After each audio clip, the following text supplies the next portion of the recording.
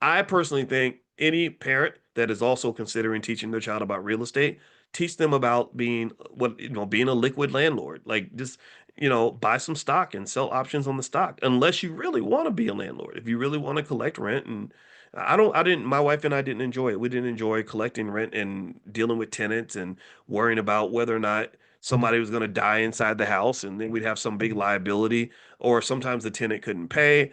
If the tenant moved out, you had to wait and find another tenant. There was just a lot of extra stuff we didn't want to do. And I said, let's just sell the property and let's just buy some meta stock and we're going to make more money with fewer headaches. And that's what we did. And so my wife was like, oh, okay, yeah, let's do that. And it works. So long story short, selling options is the best way on earth to make extra income. The hard part is that it's easiest if you have a capital base. The more capital you have, so like if you, and again, borrowing, like people ask me, they say, well, should I borrow on a HELOC to buy some stock to sell options on? I say, look, I don't give investing advice. I'm not telling you what to do, but just know that most great businesses have started because somebody borrowed some money. Right. Most businesses, Elon Musk is the richest man on earth because he took a big loan. Right? He's always borrowing money. So borrowing money is not the devil. It's just the question is, are you going to make more than it costs you? So if I borrow 200,000 in my home equity, let's say, and I use that and I take the 200,000 and I could get margin and do extra stuff. I could really do a lot with this. But let's say I do it the simple way and I buy like 1,000 shares of Nvidia stock, let's say for $172,510. And by the way, Robinhood will loan you half the money if you choose to get margin, but you don't have to do that. 100. So I have 1,000 shares of this stock. I sell this option once a month for let's say $7 a share, or let's say $6 a share, or something like that. I'm making $6,000 or $7,000 a month in income.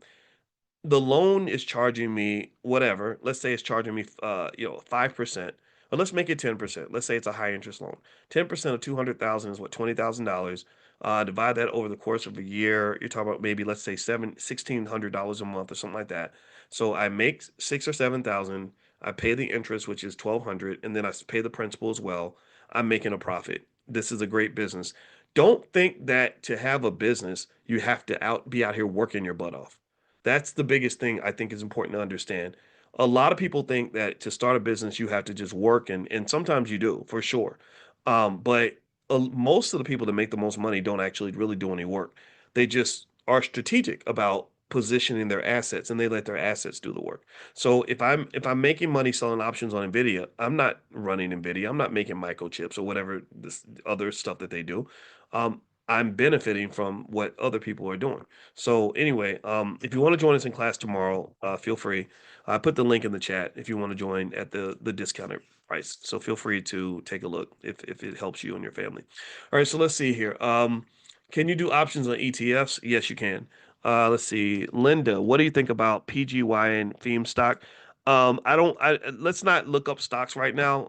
Maybe we do that during stock market class because we've been in here over an hour. So at some point we should probably go. Let's see, Lashonda, do you need to own 100 shares of the same stock to sell options? Yes, at least 100 shares to sell, not to buy. When you come to Brooklyn, will it be at the Barclays Center? No. The Barclays Center is expensive. We don't rock with that kind of money unless somebody has a special path or something, a special hookup where we can get it at a discount. Um, Let's see here. You plan to the point where you fired your boss or potential boss, which inspires the conversation in our family meetings. Yeah, yeah, yeah. You should fire your boss. Your boss doesn't deserve your time, in my opinion. And definitely fire your boss for the next generation. Don't pass that struggle on to your kids.